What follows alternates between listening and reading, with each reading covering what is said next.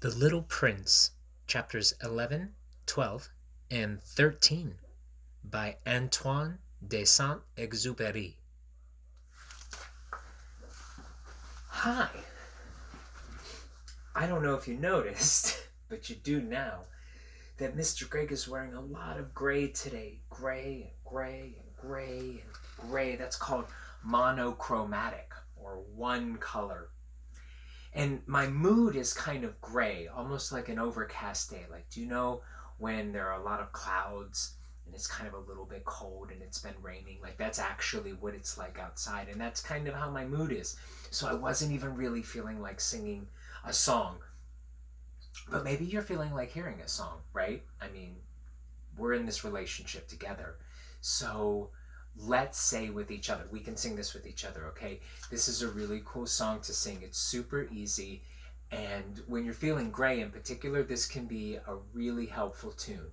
Ready? And I'm going to smile too. You know this song. You are my sunshine, you are my sunshine, you make me happy when skies and sweatshirts and shirts and hats and shorts and moods are gray. You'll never know, dear, how much I love you. Please don't take my sunshine away. One more time. You are my sunshine, my only sunshine. You make me happy when skies are gray. You'll never know, dear, how much I love you. Please don't take my sunshine away. That did help a little bit. It sure did. So we're on chapter 11, if you remember. This was when the little prince was coming to the second planet. The second planet was by a conceited man, a man who thought very highly of himself. Very fancy dress as well. I'll show you the illustration that Saint-Exupéry gives us here. Yeah, see that? A very conceited man on another very small planet. Chapter 11. The second planet was inhabited by a conceited man. Ah! I am about to receive a visit from an admirer, he exclaimed from afar when he first saw the little prince coming. For to conceited men, all other men are admirers.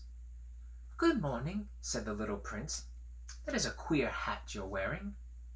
It is a hat for salutes, the conceited man replied. It is to raise and salute when people acclaim me. Unfortunately, nobody at all ever passes this way. Yes, said the little prince, who did not understand what the conceited man was talking about. Clap your hands, one against the other, the conceited man now directed him. And the little prince clapped his hands. The conceited man raised his hat in modest salute. This is more entertaining than the visit to the king, the little prince said to himself, and he began again to clap his hands, one against the other. The conceited man again raised his hat in salute. After 5 minutes of this exercise, of course, the little prince grew tired of the game's monotony. It became very boring. And what should one do to make the hat come down? He asked. But the conceited man did not hear him. Conceited people never hear anything but praise. Do you really admire me very much? He demanded of the little prince. What does that mean, admire? Well, to admire means that you regard me as the handsomest, the best dressed, the richest, and the most intelligent man on this planet. But you're the only man on your planet.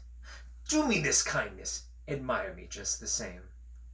I admire you, said the little prince, shrugging his shoulders slightly. But what is there in that to interest you so much? The little prince went away. The grown-ups are certainly very odd, he said to himself as he continued on his journey. Chapter 12. The next planet was inhabited by a tippler. This was a very short visit, but it plunged the little prince into deep dejection. "What are you doing here?" Oh, I mixed up my voices. Let's try that again. "What are you doing here?" he said to the tippler, whom he found settled down in silence before a collection of empty bottles and a collection of full bottles.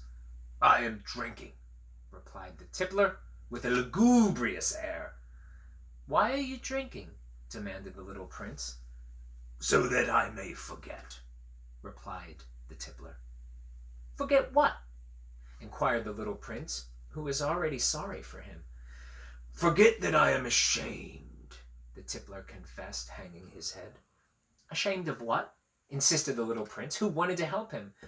"Ashamed of drinking." The tippler brought his speech to an end and shut himself up with an impregnable silence. And the little prince went away, puzzled. "The grown-ups are certainly very, very odd," he said to himself as he continued on his journey. By the way, there is a really quite important illustration of that tippler. There you can see him. His nose is reddened, his cheeks are reddened. He's very dejected and sad, lonely and ashamed. Boy, we may need to sing "You Are My Sunshine" again at the end, don't you think? The fourth planet belonged to a businessman. This man was so occupied that he didn't even raise his head at the little prince's arrival. "Good morning," the prince said to him. "Your cigarette has gone out." 3 and 2 make 5. 5 and 7 make 12. 12 and 3 make 15. Good morning. 15 and 7 make 22. 22 and 6 make 28. I haven't the time to light it again. 26 and 5 make 31. Whew! Then that makes 501,622,731. 500 million what? Said the little prince. Are you still there?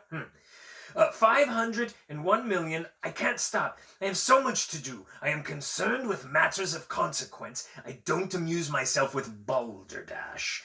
2, 5 makes 7. 501 million what? Repeated the little prince, who never in his life had let go of a question once he asked it. The businessman raised his head again. During the 54 years that I have inhabited this planet, I have been disturbed only 3 times. The first time was 22 years ago, when some giddy goose fell from goodness knows where.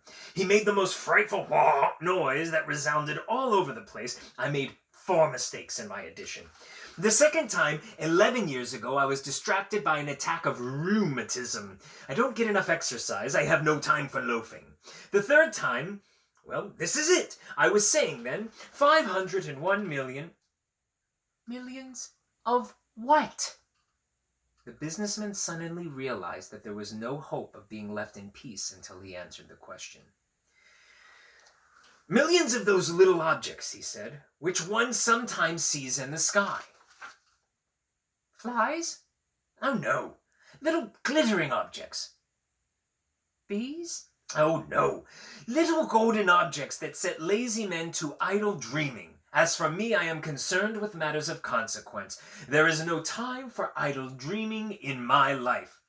Ah, you mean the stars? Ah, yes, that's it. The stars.